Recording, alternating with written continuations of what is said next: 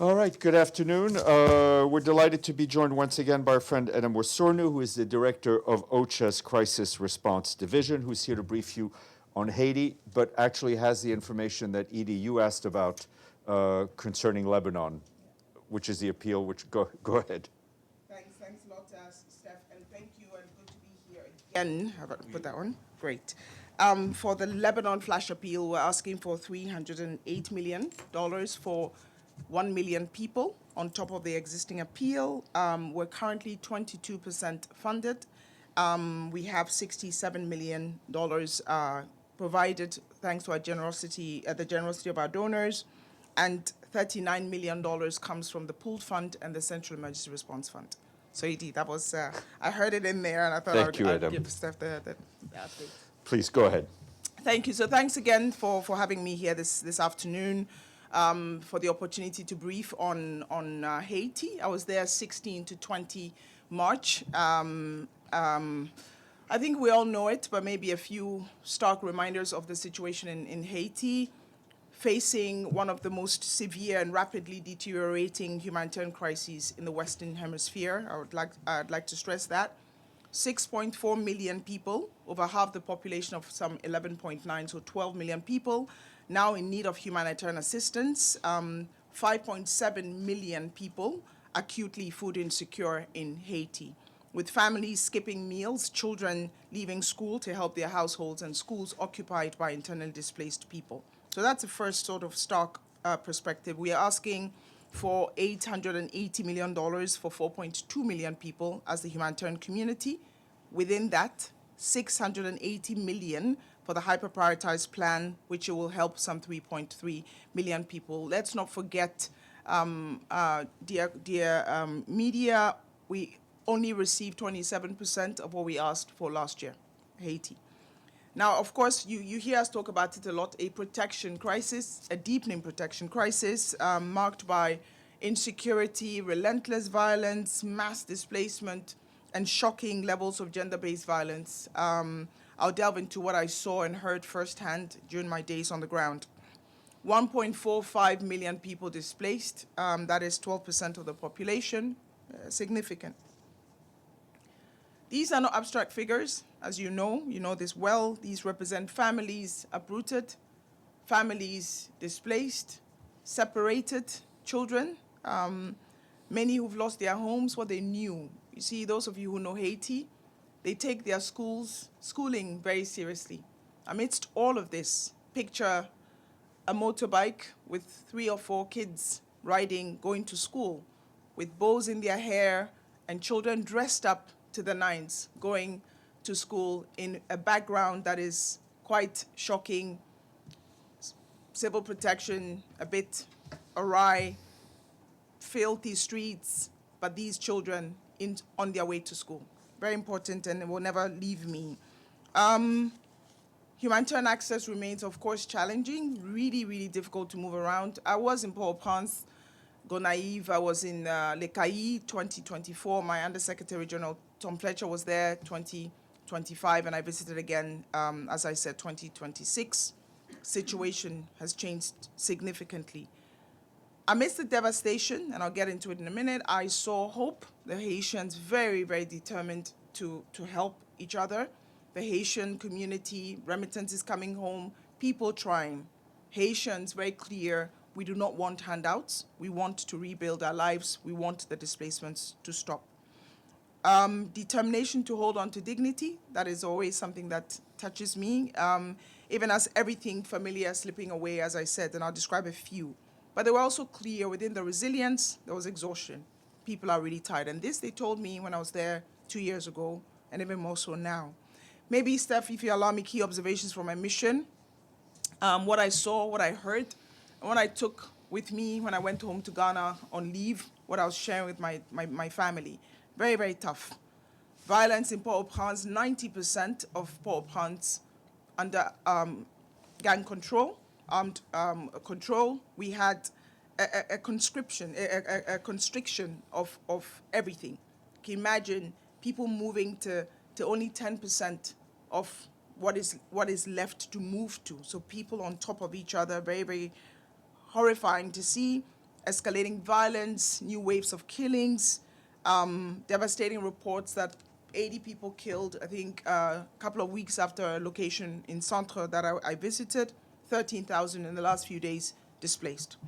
I met families. I went to many seats, what we call seats, locations where people are being hosted, displaced people being hosted. 2,800 in one school that usually hosts 400 children. Where I was walking is where people said, we sleep here at night. They described at night vermin, roaches coming out, rashes on skin of children, people showing you things that they said in our homes we were fine and here we are displaced. The very ground I was walking on, the very place people were sleeping on at night. 1,600 schools remain closed due to insecurity across the country, affecting 250,000 children in Haiti.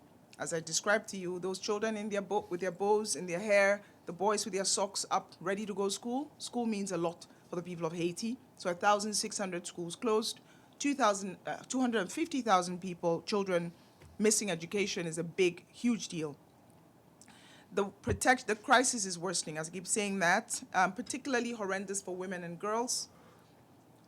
I will not mention her name, of course, for privacy's sake, but a 16-year-old girl with a 3-month-old baby, a child holding a baby, and she said, I was displaced, I don't know where my parents are, I don't know where my siblings are.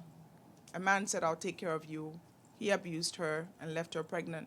And she was in this seat that I was in the school, saying that she's going around asking for support from others. A protection crisis. Last year, 8,100 survivors of gender-based violence were recorded, 25% increase from the year before. Half of the reported cases involved rape. I spoke with some of the women. You can see, having done this for almost 25 years, you can see when the glazed over eyes, the trauma. And there were many women in the crowds, in the sites with that trauma on their face. 1 in 6 survivors under 18. And as I said, I spoke to one of them. Only 30% have received any form of assistance within the 72 hours that is critical. And here, it is not that humanitarian actors are not doing anything. Last year, we received 5% of the funding needed for GBV. You hear this coming from our UNFPA colleagues, our UNICEF colleagues highlighting the need. The numbers reflect a deeply alarming situation that requires urgent attention, significantly scaled up protection services. We are trying, and I'll come to that in a minute. Beyond the capital, I visited Centre, the center of the country, a place called Hunch. I met families in highly precarious conditions. Some have fled their homes overnight with nothing. I met a lawyer, a woman called Mamous, very strong. She spoke up when we met women's groups. An entrepreneur who escaped. She said, without my car, I'd have been killed. She said she heard screams, run. She took her children, put them in a car, and left everything she had built. A lawyer, an entrepreneur who needed nothing, once wanted nothing, here, experiencing what thousands are experiencing in Haiti. I was also at the border with the Dominican Republic, a place called Wanamant, where I saw activity across the border, day workers going into to neighboring Dominican Republic to work, and some of them had just returned in vulnerable conditions. IOM doing a phenomenal job there. I'd like to recognize, of course, as I always do, the remarkable work of our humanitarian partners, the international and national staff alike, the leadership, our humanitarian coordinator and teams, country teams, the national staff. Of course, let me highlight that many of them displaced themselves under threat, yet they continue to show extraordinary resilience, extraordinary commitment to our cause to assist people in need, excellent professionalism. They sometimes negotiate with the very armed actors that we are talking about, delivering assistance in areas that are extremely difficult to reach. You've heard this in other contexts. You've heard us talk about this, but really wanted to salute our national partners, our local partners, our national staff as well. Last year, humanitarians reached 3 million people with life-saving assistance, significant achievement given the horrendous and difficult operating environment. The United Nations Air Service, UNHAS, is the reason I was able to get into Haiti. 2024, I flew into Port-au-Prince with an international flight. 2025, our Undersecretary General flew in through the Chinook, a helicopter flying in through the UNHAS delivery.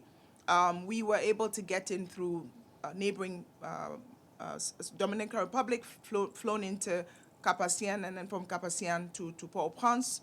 It's difficult, but the ANHAS was brilliant. It's done a brilliant job. WFP in 2025, a lifeline, 24,000 passengers into the country and around the country, 9 new locations, 200 humanitarian actors. And why is ANHAS so important? You saw in recently, Undersecretary General put it out there, ANHAS, getting some of the money from the U.S. Allocation, 9 million for Haiti. Let me conclude. Key asks. The people of Haiti cannot wait. Number one, the violence must stop. Insecurity, abhorrent, horrifying stories that we hear. Two, humanitarian organizations remain committed. We are there to save lives, to serve. Aid is collapsing. Of course, you've seen the ODA coming down with 23% in 2025. You've seen some of the statistics. I can get into details if necessary. And then, of course, the third, we must be honest. Humanitarian assistance alone cannot change the fate of the people of Haiti and the trajectory of Haiti. Political solutions, you know that. Improved security, urgent. Sustained investment in essential services can create solutions for the people. Haiti's courage, undeniable. Our support, ever so necessary. Thank you very much, Edem. Edie, and then Amélie. Thank you very much, Ms. Wosornu. On behalf of the United Nations Correspondents Association for doing this briefing. My name is Edith Lederer from the Associated Press.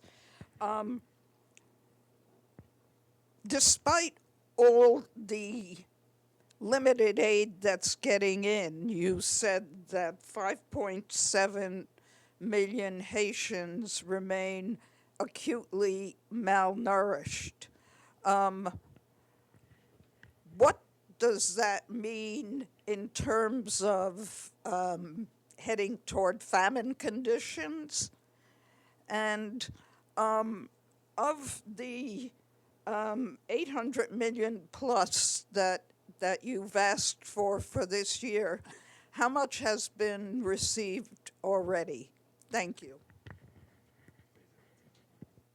Thanks a lot. So before we get to famine conditions, which is IPC 5 plus, we already have indicators that are worrisome.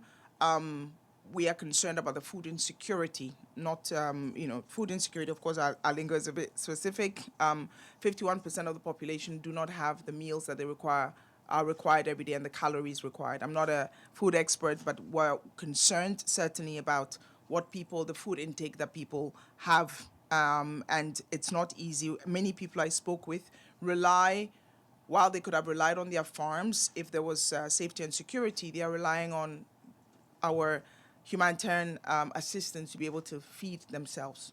A lot of them also asked for opportunities in terms of livelihoods. A lot of people want to do day laboring work so that they can feed their families. So we're not in the famine thresholds yet, but we don't want to get there, so we sound the alarm at this early stage. I have to check the numbers on what exactly we have right now. I have a lot of figures in front of me. We are 18.4% funded. We've received $162.4 million.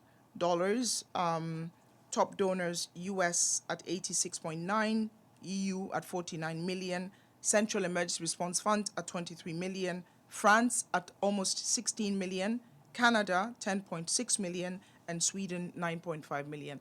We're grateful for the early funding. We need more, and of course, we are at 18.4% this year. Let's not forget, I said last year we ended with 27%. So we're doing good, and we keep mobilizing. Thanks a lot, Edith, for your interest in Haiti. Amélie.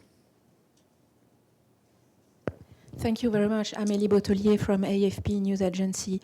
About the violence, the latest report about the toll and the different way violence is impacting the population showed, in addition to the gang violence, a lot of people, more and more people killed in police operations with the help of U.S. security company.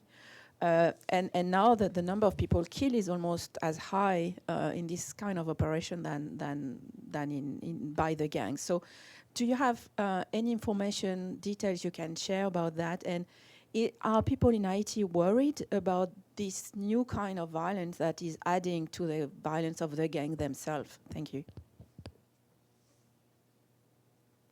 Thank you. I didn't get your name. AFP? Amélie. Amélie, thank you. Thanks a lot. So let me 2 years ago when I was in Haiti, it was very clear: insecurity, we need help. Insecurity, we need help. We need help with the quelling the insecurity of the country. A lot has been done. I'm not going to get into the other other mandates in the UN, but what I can tell you is that the population were very clear. They didn't tell me about statistics related to that. They just said, we want our country back and we want to go back home. And I think as humanitarians, we are in these locations with the people. We are in, as I said, so far in 2 visits, I've done 6, 7 locations, some pretty dangerous. And this is just me visiting from outside. My colleagues on the ground doing the best they can. The good news is when I met the Minister of Defense, we were able to push messaging on allow humanitarians to do our work, allow humanitarians to negotiate access with whoever, allow humanitarians to get to the populations. There's a lot of statistics flying around, but if you allow me, Emily, I'll stay away from who's doing what. The key message is very clear. Haitians, civilians deserve a regular life. And if they had that life, by the way, they will not be seeking to get out. So I'll stop there. Thank you. Thank you. Gabriel, then we'll go online to Jacqueline Charles. Connected. Thanks, Ms. Wosornu. This is Gabriel Elizondo from Al Jazeera English. Hello, how are you? The 18.4% funded, the total amount is 880 million, correct? Okay. And what was the 308 million you mentioned earlier in your briefing? Lebanon. Because it was Edie had asked about Lebanon. Got it. Sorry, Okay, thank you. I missed that yes. part. And my question is, I know as humanitarians, impartiality is paramount, of course. So my question is in the context of the GSF, Gang Suppression Force, that is being deployed starting this month, I believe. My question is not directly about that force, but it's about your posture in relation to their work that could be happening in the coming weeks and months. Do you plan any sort of interaction or coordination on any level with them? And has there been any discussions at all? Thank you. Thanks, Gabriel, and good to see you again in different circumstances, certainly today, and good to keep the briefings apart, but I was trying to get the Lebanon point in as well. I heard it through the walls there. Absolutely, impartiality, neutrality, independence of our work, very key, but as we've done in several contexts, the Somalias, the DRCs, every time there's a mission, sometimes not a UN mission, we had the AMISOM, AU mission in Somalia, I was there at the time, raging debates as to whether we should speak to them, because as humanitarians we're different. And we sat with them to discuss, to ensure certainly that distinction that was required. We've come a long way, 2012, this is certainly my experience, to 2026. We are doing the same thing, making sure that there's a distinction. We are, before it became the GSF, that was the MSS, we were briefing them on the importance of impartiality, neutrality, and independence of humanitarian action. We're briefing them on the need not to mix any quick impact projects with humanitarian projects and all that. The conversation is necessary, the distinction absolutely necessary. Now, of course, the population and the people we serve, we have to do a lot of work to ensure that we are not the same, it's a different force entirely. So yes, we are talking, and yes, we're engaging, but no, we are not, we're making sure that it's clear that we are not the same as it were. I hope that helps. Thank you. Thank you. We'll go online. Jacqueline Charles. Jacqueline?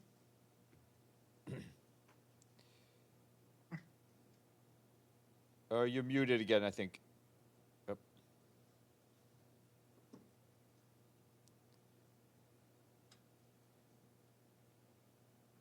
There you go. Go ahead.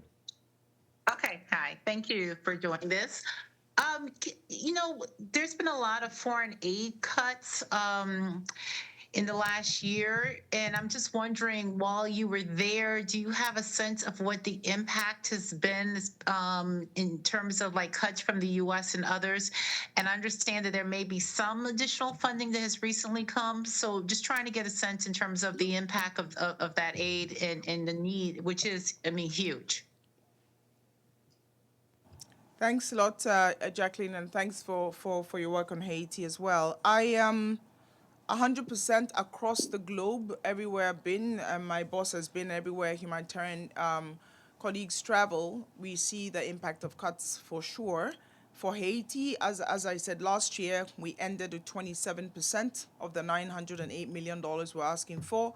This year, we're asking for the numbers I gave. We're asking for 880 million, and we're already at 80, almost 20% of that funding ask. And here it's thanks to all the advocacy that you're doing, keeping Haiti in the limelight across the media, showing that the people of Haiti require humanitarian assistance. We are seeing that difference, ending the year 2025 with 27%, starting Q1 of 2026 at 20%. We're hopeful that the advocacy will continue. The U.S. award, I think, is all there. We've received, sorry? No, go ahead. I won't. $125 million from the U.S. as the award for Haiti. That has been significantly well appreciated. We've also, as I mentioned earlier, we've also seen that not just the U.S., but EU. When I was there in 2024, the EU was, I think, 4, and then they augmented to $17 million in 2024. Because I remember, because we were there with the EU. This year, the EU is almost at 50 million. So there's a lot of advocacy being done across in different capitals that we're seeing a difference on the ground for the people of Haiti. However, we need 880 million, so we've received 162. We're grateful, but we need more to sustain the humanitarian operation. The other difference between my last visit and now is you have a bit of a locked situation. The Haitian colleagues, international staff also there describe it as being in a prison. Movement across borders is difficult. Countries that were giving Haitians free entry for a while have now stopped. I'm not getting into the politics of countries and why they've stopped, but this is a fact. And this, we see a lot of constraint in the country, and it's beginning to, you see it. But the good news is humanitarian funding is not as dire as it was, but we need much, much, much, much more to sustain the operations. It's just froze. Thank you very much. Any other questions online or in the room? Excellent. Thank you so much. Wedem, thank you, and we hope to see you back soon after another one of your travels.